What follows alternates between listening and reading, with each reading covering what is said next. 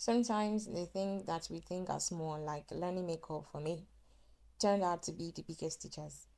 So while I was on leave in March, I wasn't going anywhere so much, so I had time to reflect, and one thought kept coming back to me. Like, why didn't I know how to do my own makeup after all these years? My name is Big Bems. If you're new here, please subscribe to my channel. I'm no expert in anything I talk about. I just talk about them because I have observed them to work for me. So let me give you a backstory about what I was talking about. I've wanted to learn makeup since 2016. And back home, if you wore makeup to church, you could get to side eye because many people did not wear it. So it was when I got into school that I finally decided I was going to learn how to do this. And I did what most of us do, I started to watch makeup videos, makeup tutorials, and all sorts on the internet as well. And these videos are still some of the few things that I watch almost daily because the hand movements were soothing, they were pleasing to me. So I watched them for fun as well. But no matter how much I watched, I still couldn't do it. It didn't stick. It did not stick at all. And I was wondering why. Then I realized that something is wrong, which is that I was always watching, but I never did it. Watching is part of learning, but the learning is not complete until you have done it. So from 2016 till now, that's nearly a decade of being interested in something without knowing how to practice it. I had the brushes, I had the makeup, but I kept waiting for the perfect moment, like when I was going out to practice. But they say something that you don't prepare for battle during battle. Like, why would you want to prepare for battle during a battle? Like, do you want to die? So in March, I said, forget it. I'm going to pick up my brush, even now when I wasn't really going anywhere. The first few attempts were really ugly. I would send them to my friends. They will laugh. My younger sister, they will laugh, but they will tell me what was wrong. Maybe what something I need to like adjust a bit. But I still wore my makeup, whether they were ugly or not. I still wore them out in confidence like that. I was just hoping that somebody don't take a picture of me in public and I become a meme. But that's when I started to improve. And the difference now is clear between my makeup now and when I started in March. Is it perfect? No, no, it's not perfect, but the difference is clear. I can tell you that. And it didn't come from watching, it came from doing it. I'm a nurse as well, and even in nursing, I have seen it that if you haven't practiced something, you don't know it. A skill is not the same thing as Head knowledge is not the same thing as an hands-on skill. So you might know the theory, but if you've not done it hands-on, you do not know it. And one big thing that it taught me overall is resourcefulness. I used to buy products, some of them would even expire before I would use them.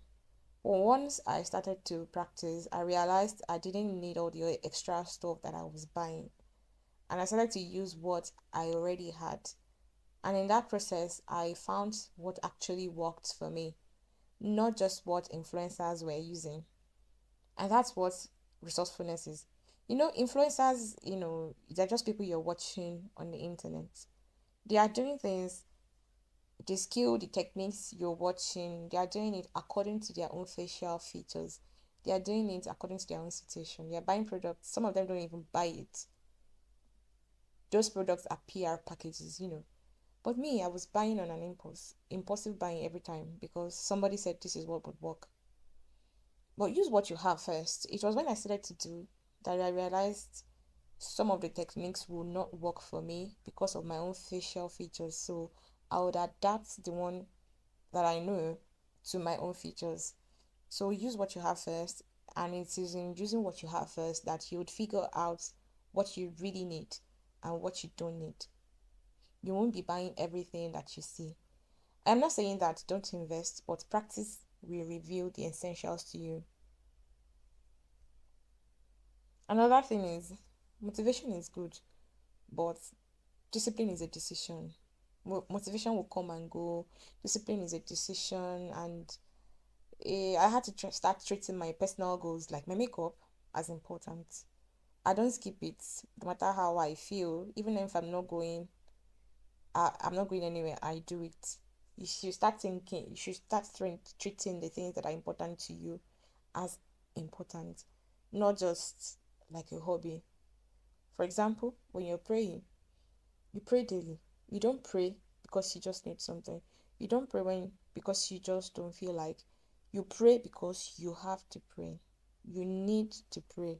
Treat it like a need, that like something you can't do without. So don't treat things important to you like your hobby. Treat them like your responsibilities and you will start to see results. Whether you like it or not, just show up.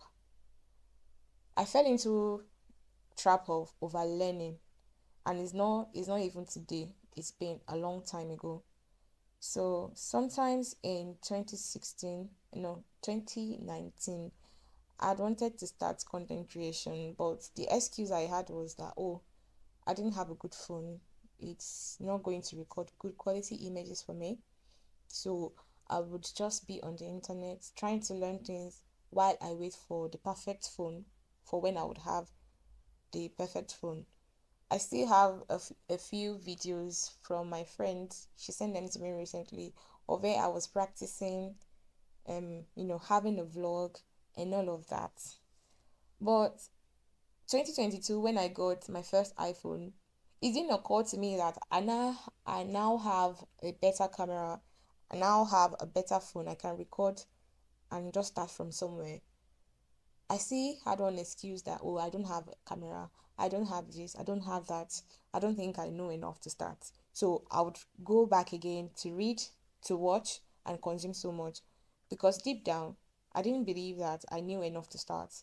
But the truth is, learning without action will become distraction, because the thing it will do to you is you will now have too many ideas, you won't have clarity.